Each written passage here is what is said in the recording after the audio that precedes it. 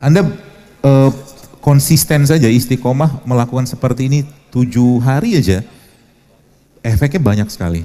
Itu imbasnya apa? Lama kelamaan, lambat laun penyakit akan hilang dengan sendirinya. Anti kanker ada, anti jamur ada, anti nyeri ada, anti pembekuan darah juga punya dia kalau nggak salah.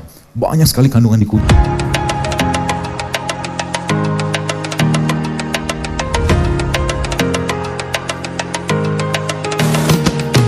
Kata kuncinya adalah remove the bad. Remove the bad itu adalah kalau kita mau hidup sehat maka kita harus menghentikan dulu yang membuat kita sakit.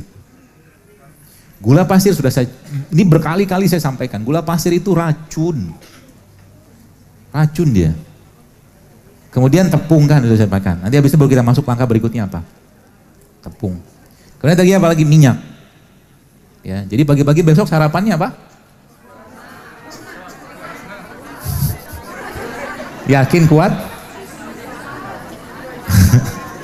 Kalau lapar, apa yang harus kita kerjakan?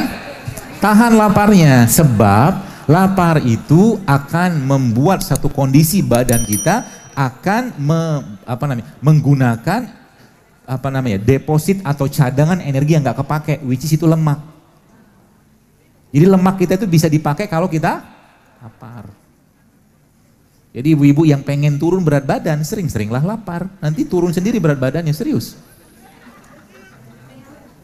Ya, kalau seandainya tetap pengen makan gimana? Pengen makan banget nih. Pilihannya apa? Pilihannya Anda makan sayur. Sayurnya tidak dibikin sayur nangka seperti sayur padang gitu ya, bukan. Semakin Bapak Ibu sekalian, semakin alami sayur ini Anda makan, ya kayak misalkan wortel kayak begini ya, atau timun, semakin baik buat badan Anda. Dan cara bikinnya itu gampang sebenarnya. Ada mangkok nggak Bu? Coba kita belajar memasak ini.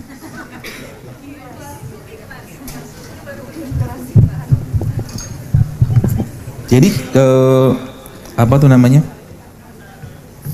pagi-pagi itu kalau Bapak Ibu lihat bahasa Inggrisnya sarapan itu apa? Breakfast kan?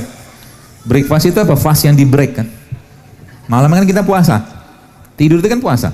Maka pagi-paginya karena memang fase pagi pun adalah fase pengeluaran, maka pagi-pagi jangan banyak makan.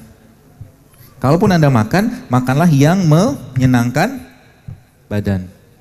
Yaitu apa? Ya kalau nggak buah, ya air gitu. Dan bikin sarapan pagi itu gampang. Gak usah ribet-ribet ya. Jadi mungkin kalau besok abang buburnya datang, ucapkanlah selamat tinggal dengan beliau.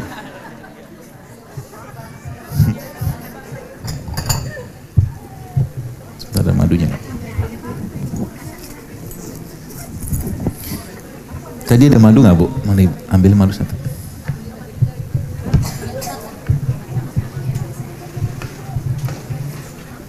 Ini contoh ya.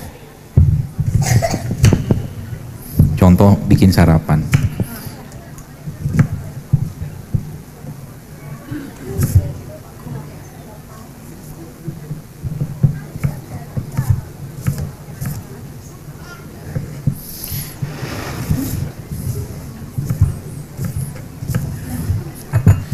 Ada garam nggak di situ Bu? Saya sengaja biar bolak-balik biar ibunya agak banyak kebakar kalorinya gitu. Semoga ada kajian lagi lebih langsing. Bu itu harus diituin Bu, harus diapain? Harus diniatkan. Bener, saya berapa kali ngisi kayak kemarin kapan hari itu ada suatu di bank di Jakarta gitu, Masya Allah saya senang banget Bapak itu bisa sampai 20 kilo loh turun berat badannya. Dan sekarang, ini garam apa? Garam dapur. Bukan, saya butuhnya Himalaya. Di mobil saya sih ada tadi.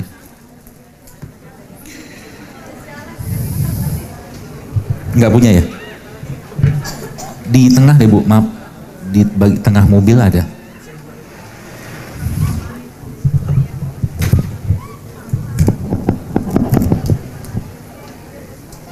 Jadi pagi itu kan sudah saya bilang, pagi adalah saat yang tepat untuk makan buah. Kenapa? Karena pagi adalah fase pengeluaran. Tubuh kita lagi bersih-bersih kan. Lagi ke belakang. Nah maka Bapak sekalian pagi-pagi jangan terlalu banyak makan, terutama makanan yang memberatkan badan. Seperti apa? Tepung, gula, minyak. Anda konsisten saja istiqomah melakukan seperti ini 7 hari aja, efeknya banyak sekali. Efeknya akan sangat banyak.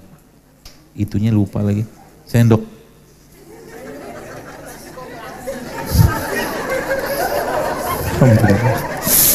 Asik kerjain orang.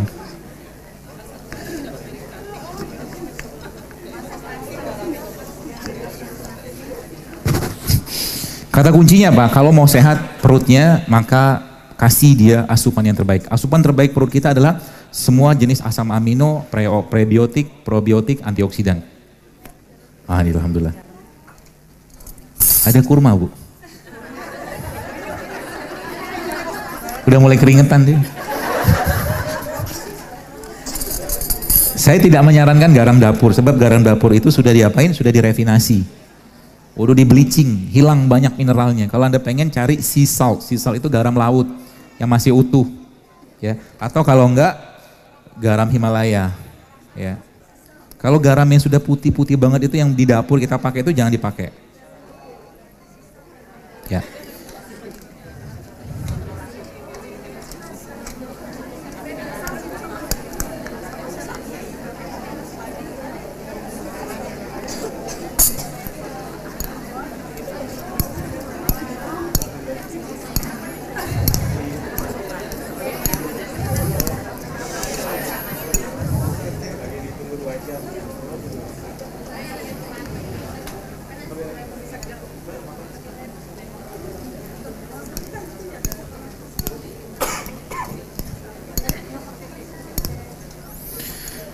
Ini contoh ya, maksudnya kenapa ini lebih bermanfaat dari, kalau saya ya, ini lebih bermanfaat dan lebih bergizi, bernilai gizi tinggi daripada 1 piring nasi uduk.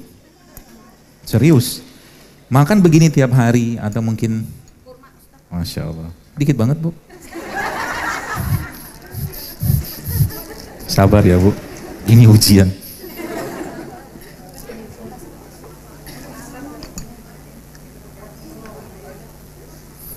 Nanti saya kasih beberapa tips-tips sarapan paginya di luar ini sih ya. Insya Allah tetap enak dan Bapak Ibu, jadi sehat itu tetap enak kok, nggak menyiksa. Jadi kalau saya memang nggak suka makan pari. Kenapa ya? Nyusahin diri, pahit. Pahit. Cari kurma aja yang manis. Kecuali memang Anda butuh pari, memang ada penyakit tertentu yang memang butuh pari, oke lah. Tapi kalau enggak ngapain juga.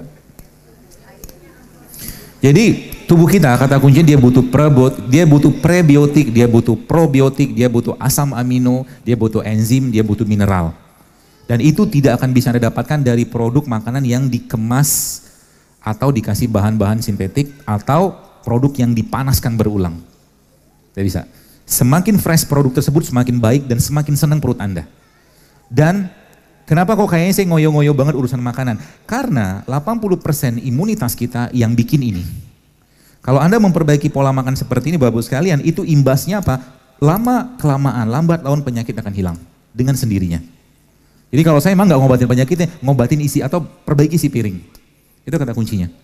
Ya, jadi kayak begini aja sudah memberikan efek yang luar biasa. Apalagi ya Anda pagi nanti misalkan pagi-pagi itu sudah, saya kira mungkin sudah tidak wayanya lagi Bapak Ibu minum teh saset tiap pagi sih ya. Ini bisa di teh. Potong, kasih air panas jadi teh. Sehat nggak? Jauh lebih sehat daripada teh saset. Jauh Pak Bu sehatnya. Atau kalau enggak Anda bikin kunyit kayak begini, kunyit Anda potong seperti ini, masukin air panas, jadi juga dia teh. Saya seperti tukang sayur kah? Enggak lah ya. Kunyit. Anti kanker ada, anti jamur ada, anti nyeri ada, anti pembekuan darah juga punya dia kalau nggak salah. Banyak sekali kandungan di kunyit Pak Bu. Kalau Anda baca penelitian tentang kunyit ini, sayang banget Indonesia ini kita kurang sekali konsumsi kunyitnya. Ya, padahal satu kunyit ini bisa menyelamatkan banyak orang. Tadi kemarin saya sempat terima DM seorang ibu-ibu. Ibu itu kena hidrosalping namanya. Hidrosalping itu salah satu penyakit di kandungan. Nanti silakan googling apa itu. Dan itu dokternya bilang harus dioperasi, di laparostomi apa laparoskopi gitu lah. Dan memang di dunia medis seperti itu penanganannya. Akhirnya saya suruh beliau pakai serai, pakai lengkuas, pakai jahe segala macam gitu, beberapa yang saya sarankan. Itu ternyata itu sekitar 3 bulan yang lalu, sebulan atau 2 bulan lalu gitu kan. Ternyata dia ngabarin lagi sudah hamil coba. Luar biasa. Ini saya bilang kebaikan yang ada pada produk ciptaan Allah ini luar biasa Pak Bu. Ini spare part kita tuh di sini gitu loh. Ya. Jadi kalau Anda tanya sama saya, kunyit itu aman atau enggak? Jelas aman, Allah yang menciptakan. Ya kan? Enggak ada orang Indonesia, adakah orang Indonesia yang keracunan makan kunyit? Enggak ada. Tapi keracunan obat? Banyak. Gitu loh maksud saya. Jadi jangan pernah meragukan mereka-mereka ini. Ya, karena spare partnya kita di sini. Kalau kita bicara manusia, Allah sampai dalam surat Al-Mu'minun Allah katakan bahwa manusia itu diciptakan Allah dari tanah. Maka mineralnya tubuh kita itu ada di mereka-mereka ini. Di rimpang, di sayur, di buah segala macam. Kita tuh beruntung sekali hidup di Indonesia.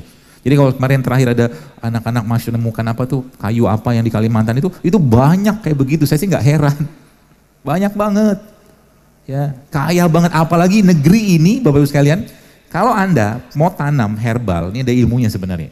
Herbal itu paling baik kalau Anda tanam di mana? Di kaki gunung yang Merapi atau meletus.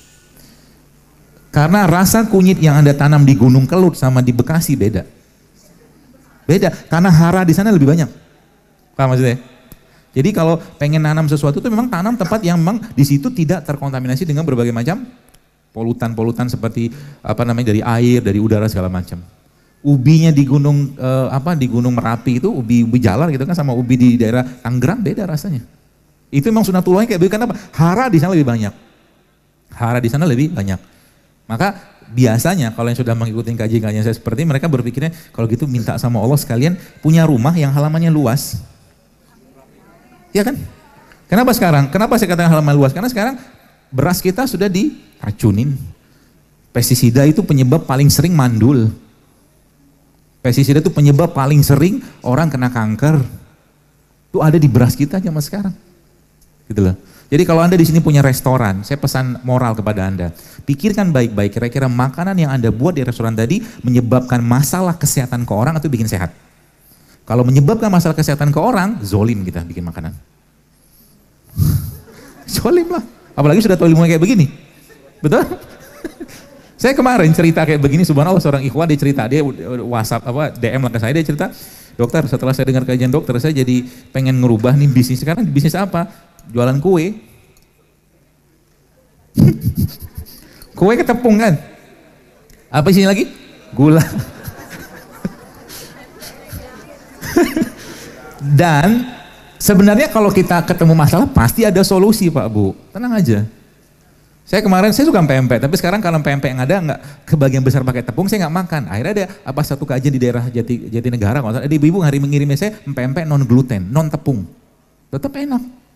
Saya makan, dokter makan bakwan tidak? Kalau bakwan pinggir jalan saya nggak makan. Ya.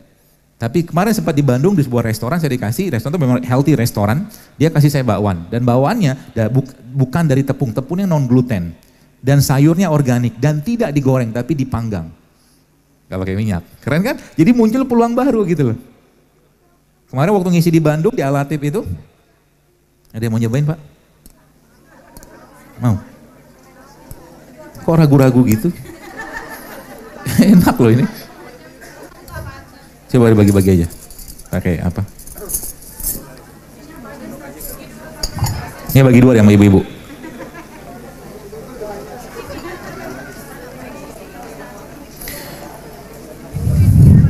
Itu sendok.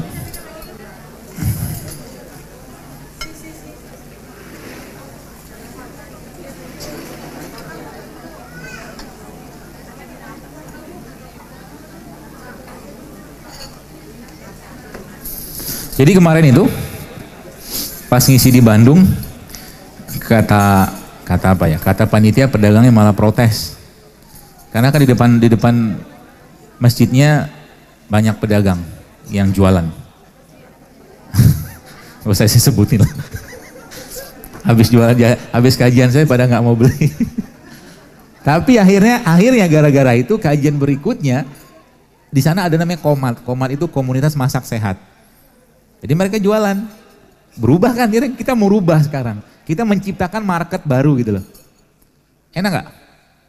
Enak kan? Mau lagi? Bikin sendiri Bu. Enak aja lo. Mau lo. Gampang itu bisa jadi. Apalagi bos kalian tadi saya cerita, pagi-pagi kan. Pagi-pagi itu kan waktu yang tepat untuk makan sesuatu yang bikin bahagia perut.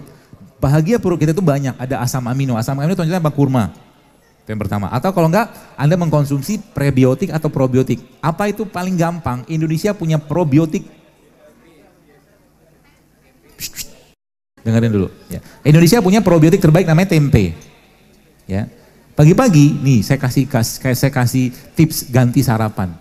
Tempe itu bisa dibikin banyak hal pada tempe. Anda bisa bikin sandwich tempe. Tempenya di slice itu nggak ada tempe ya Bu? Alhamdulillah. Kalau ada ibu keluar lagi beli. Sandwich tempe, di slice tipis tempe itu buat sekalian, lalu tengahnya dikasih kurma. Tempenya mentah. Tempenya mentah. Tempe mentah. Sebab kalau mentah, dia masih utuh itunya, gizinya masih utuh. Kalau digoreng tempe itu banyak yang rusak, nggak tahu. Tempe itu kalau digoreng sebenarnya banyak yang rusak gizinya. Ya, tetap bersisa, cuman banyak yang terbuang gara-gara pemanasan. Jadi makan tempe itu bagusnya memang mentah. Dikasih kurma. Atau kalau enggak tempenya dicelupin ke madu. Enak banget. Kebayang ya enak kayak apa. Jadi tempe celupan madu gitu kan. Minumnya teh serai, rotinya tempe. Celupinnya ke madu. Itu Anda akan happy sampai siang. Karena probiotik itu memang probiotik itu semua bahan bakunya neurotransmitter yang ada di pencernaan kita. Gitu loh. Simpel sebenarnya untuk mengubah itu. Kalau pengen makan bubur, biasanya yang suka makan bubur pagi, bisa nggak diubah bubur paginya? Bisa. Caranya gimana? Alpukat di blender. Alpukat di blender, topping sama apa? Toppingin sama kurma. Jadi bubur. Tetap enak, apalagi kasih madu. Itu bisa kenyang sampai siang, insya Allah. Sehat nggak? Sehat. Enak nggak? Enak. Kan pilihannya banyak. Atau mungkin pagi-pagi Anda pengen jus. Jusnya apa? Salah satu jus yang lagi happening banget itu kan jus tempe. Tempe mentah, kasih kurma, kasih garam, kasih jahe sedikit. Enaknya minta ampun Pak. Cobain aja. Tempe mentah, tapi tempenya pertama ada rulesnya. Kalau Bapak Ibu beli tempe yang sehat, yang non-GMO. Non-GMO tulisannya. Tandanya biasanya warnanya lebih kuning. Di supermarket besar biasanya ada, tapi beberapa yang jual online juga ada. Karena tempe kita sebagian besar kedelainya itu impor. Kedelai impor kita sebagian besar GMO, udah direkayasa genetik gitu kan. Kalau rekayasa genetik nggak bagus, bahaya. Jadi kalau Bapak Ibu ketemu buah yang seedless itu nggak pakai biji, jangan makan. Paham maksudnya? Kalau ketemu buah yang tidak ada bijinya, jangan makan. Kalau buah itu dulunya ada biji. Ya seperti anggur. Sekarang ada anggur tanpa biji kan, seedless grape gitu kan. Jangan makan. Sekarang pertanyaan gini, dengarkan baik-baik. Semangka, kalau Anda mau nanam semangka, apa yang Anda tanam? Nah sekarang kalau nggak ada biji, nanamnya gimana? Lab. Paham? Bibit dia itu dibikinnya di lab dengan rekayasa genetik gitu loh. Rekayasa genetik Bapak sekalian, mau tidak mau, suka tidak suka, pasti akan berpengaruh ke gennya yang makan. Paham ya?